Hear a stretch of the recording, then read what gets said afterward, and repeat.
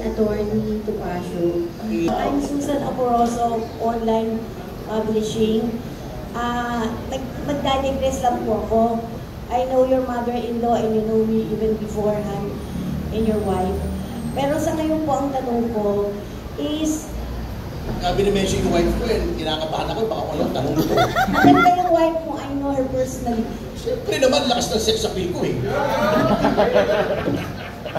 Niya po ni Sir.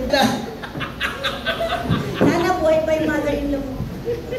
And then my question is, so inaamin mo na ikaw ang lawyer or legal counsel ng KOJC and Pastor Kibuloy. Open naman po yun. Kaya my question is this.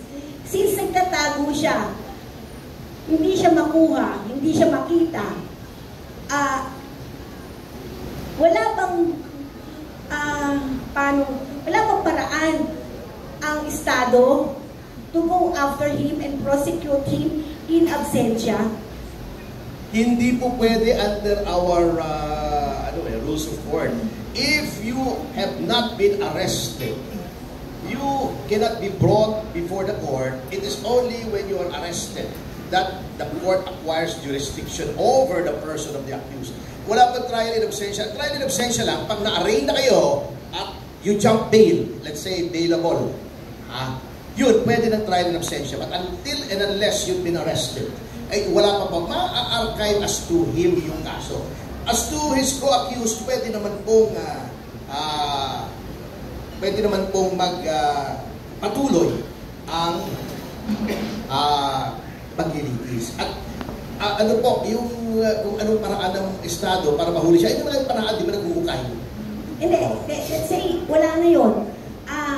Halimbawa, nag-lapse, meron po bang prescription term? Hindi, dapat kung gumawa sila ng alias rate after 10 days, yun po ang rule. You cannot stay there indefinitely. Yun nga ang sinasabi namin, may proseso naman eh. Kung halimbawa, umalis na nga yung PNP, after 10 days, sumunod sila sa law. So, tapos mag-a-apply na naman ng warrant of arrest. Ganun po talaga patas eh. So, every time ganun, mag-a-apply, and meron po bang prescribed period? Wala naman po. Kanya lang, ang sinasabi namin, hindi nyo pwede maratili sa loob. Pagbantay kayo doon sa labas, palipad kayo ng drone, palipad kayo ng helicopter, yung tignan kang bumagsak yung helicopter nila eh. Palipad ng helicopter, di pala minementing. Yun ang gawin nila. Pagbantay sila roon, paligiran nila yung compound, 5,000 naman sila eh, di ba? Mag-megaphone sila, di ba? Pastor, subuko na. Well, I hope gawin ng PNP yan kasi maganda yung sinasabi mo. Isa pang question, meron po bang time lapse ang kaso na to against Kibuloy? Hindi, hanggang hindi siya nakukuha, hindi po tumatakbo yung prescriptive period.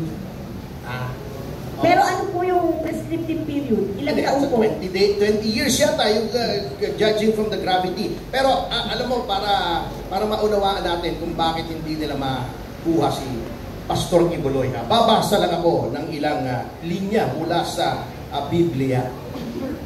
Pakinggan nyo ito Mga Kawikaan, 1, ang talata ay 28. Kung magkagayoy, tatawag sila sa akin, ngunit hindi ako sasagot. Kaya hindi kami pumunta kay Lisa eh. Ito pa sinasabi ng Biblia, hahanapin nila akong masikap, ngunit hindi nila ako masusumpungan. Tignan nyo, nakasulat yan sa awit. Meron pa, 1:7-34, haharapin ninyo ako, ngunit hindi nyo ako matatagpuan. At kung saan ako naroroon, ay hindi nyo ako mapupunta. Nakalagay sa Biblia, hindi nila mahanap. Tignan nyo, hindi ako nang pupunta. John, tignan nyo, ayan, i-google nyo yung Biblia, John 7:34. At saka Proverbs 1:28, nakalagay yan. Naniniwala naman kami.